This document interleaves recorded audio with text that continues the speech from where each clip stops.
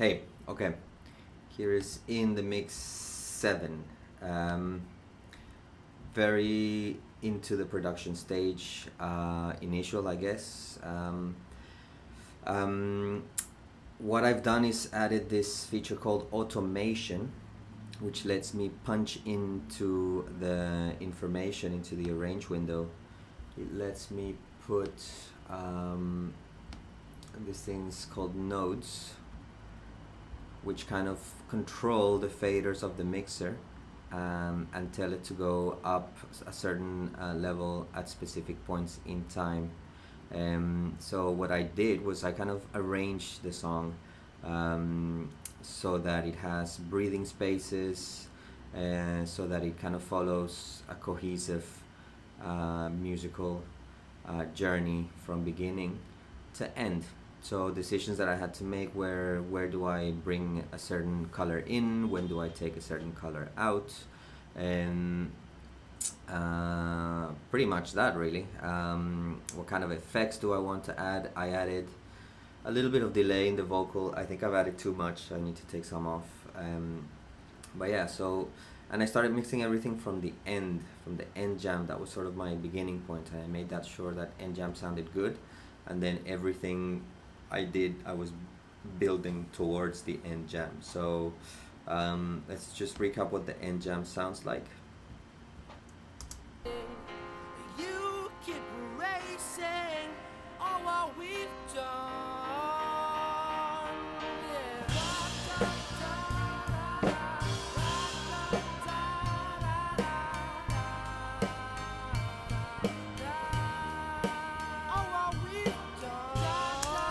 So it's got the vocal harmonies. Oh yeah, definitely too much delay.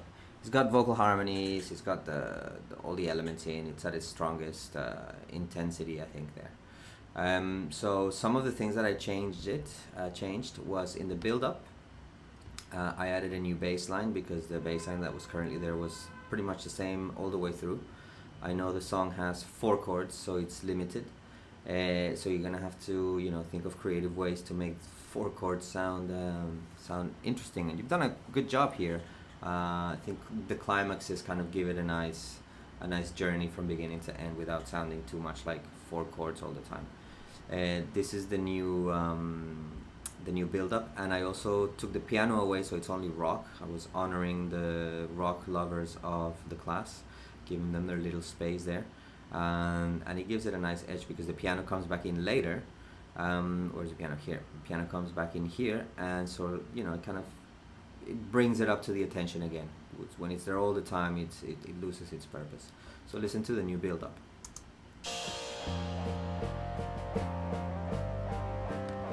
That's the bass line, the new one by itself, and then with the rest of the instruments.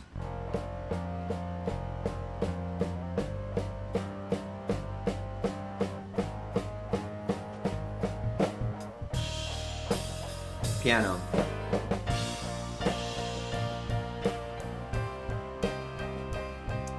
Okay, and that's where you guys starts to speed up and do all that stuff.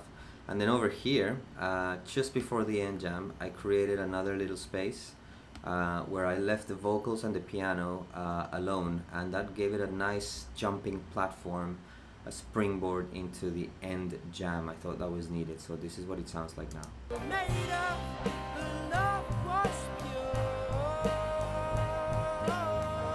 Bass and drums come out.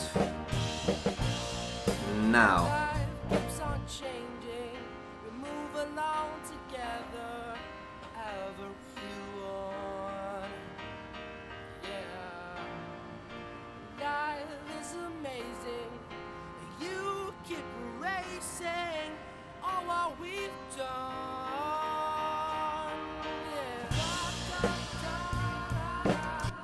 And then he brings everything back up again. So instead of having a little kind of dun dun dun dun dun dun dun dun ba to the end, it's kind of straight in.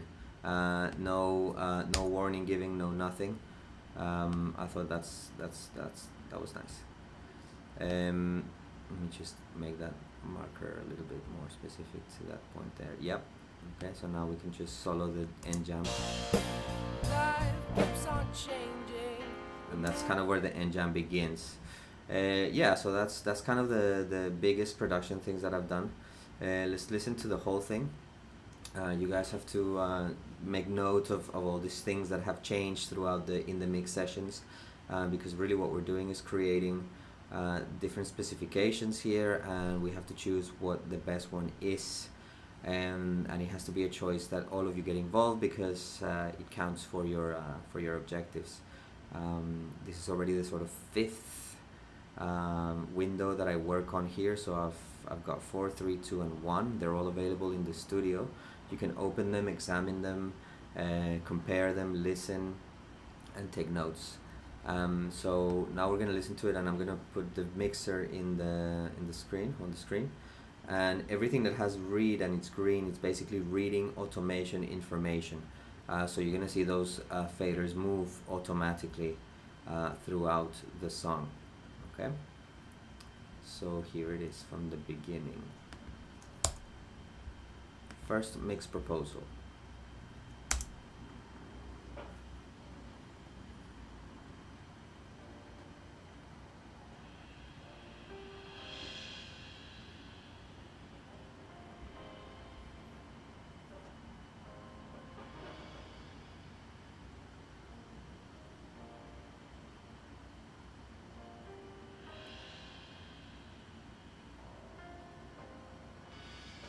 Oops, this computer going slow.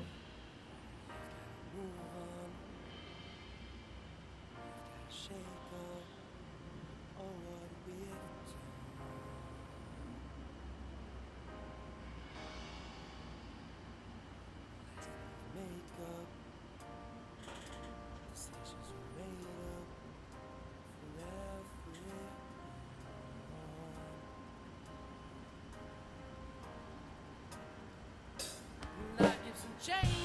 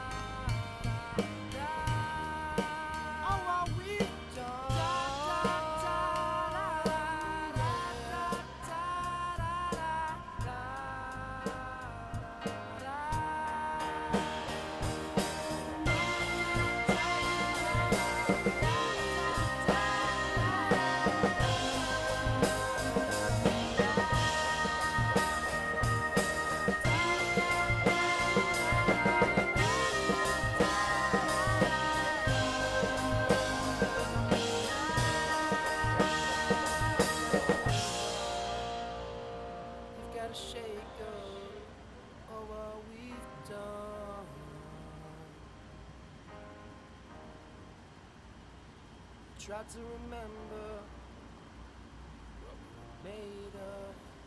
Love was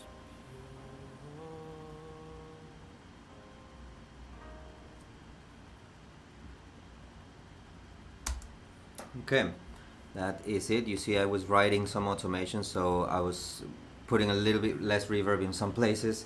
And it was usually at the end of phrases that I was sort of going some reverb, so just kind of fill in some sonic frequencies there. That is it at the moment. That's where we are. Remember, changes. We've gone through versions of it, so good for design specifications. We need to decide what to do. What do we keep? What do we get rid of? How do we build this track?